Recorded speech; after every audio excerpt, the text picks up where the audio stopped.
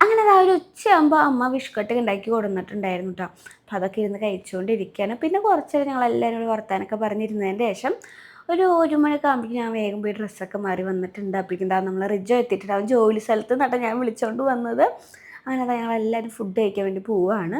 അങ്ങനെ അതായാലും 8 കറികളൊക്കെ വിളമ്പുമ്പോഴേക്കും എനിക്ക് അതിൻ്റെ മണങ്ങളൊന്നും പറ്റാതെ എനിക്ക് ഭയങ്കര മട്ടിപ്പ് ഫീൽ ചെയ്ത് തുടങ്ങി. എനിക്ക് ഓക്കാനം വരിക അങ്ങനത്തെ ബുദ്ധിമുട്ടും കാര്യങ്ങളൊക്കെ ഉണ്ടായിരുന്നു കേട്ടോ. അപ്പോൾ അതുകൊണ്ട് തന്നെ ഞാൻ ഫുഡ് വിളമ്പിയിട്ട് കുറച്ച് കഴിഞ്ഞിട്ടാണ് ഞാൻ ഫുഡ് കഴിക്കാതിരുന്നത്. അപ്പോഴേക്കും പിള്ളേർ ഫുഡ് കഴിക്കാൻ ഏകദേശം തീർന്നിട്ടുണ്ടായിരുന്നു. അപ്പോൾ അത് ആ റിജോ അവിടെ നിന്നിട്ട് അച്ഛനോടും അമ്മോട് വർത്താനം പറയുന്നുണ്ട്. പിന്നെ ഞങ്ങൾ ഫുഡ് കഴിക്കാൻ വേണ്ടി ഇരുന്നു. 2-3 വായ കഴിക്കുമ്പോൾ വലിയ കുഴപ്പമൊന്നും ഉണ്ടായിരുന്നില്ല. അത് കഴിഞ്ഞിട്ട് പിന്നെ എനിക്ക് കഴിക്കാനേ പറ്റുന്നുണ്ടായിരുന്നില്ല. ഇവരെ കഴിച്ച് കഴിഞ്ഞ് എഴുന്നേറ്റ് അമ്മയും അച്ഛനും ഫുഡ് കഴിക്കാൻ ഇരിക്കുമ്പോഴാട്ടോ എൻ്റെ തീരുന്നത്. അതുവരേക്കും ഞാനവിടെ ഇരുന്നു. അത് കഴിഞ്ഞ് അച്ഛൻ വിഷു കൈനീട്ടം തരിക കേട്ടോ. ഞാൻ ആദ്യം അമ്മയ്ക്ക് കൊടുത്തു. പിന്നെ നമ്മളെ കാത്തുമ്മ ബാക്കിൽ തന്നെ നിൽക്കുന്നുണ്ടായിരുന്നു. അങ്ങനെ കാത്തുമ്മയ്ക്ക് കൊടുത്തു. അനുഗ്രഹം മേടിക്കുന്നത് കേട്ടോ അച്ചാച്ചൻ്റെ. പിന്നെ കുണിക്കുമോൾക്ക് കൊടുത്തു. അത് കഴിഞ്ഞിട്ട് കുണുക്കന് കൊടുക്കുമ്പോഴാട്ടോ അവൻ ചാടിയിട്ടൊക്കെയാണ് അനുഗ്രഹം മേടിക്കുന്നത്. അവനിപ്പോൾ ഇങ്ങനത്തെ ഓരോ പരിപാടി ഉണ്ടിട്ട് എല്ലാവരും ചെറുപ്പിക്കാൻ വേണ്ടിയിട്ട് പിന്നെ ഏട്ടന് കൊടുത്തു. പിന്നെ ഞാൻ മേടിച്ചിട്ടാ. എനിക്ക് 2 കൈനീട്ടം കിട്ടി.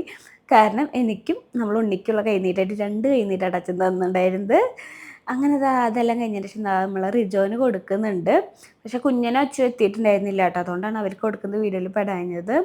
പിന്നെ റിജോ യാത്രയെല്ലാം പറഞ്ഞ് ഇറങ്ങാട്ടോ. കടയിലേക്കാണ് നേരെ പോകുന്നത്. അവൻ ഫുഡ് കഴിക്കാൻ ഞാൻ വിളിച്ചുകൊണ്ട് മാത്രം വന്നതാട്ടോ.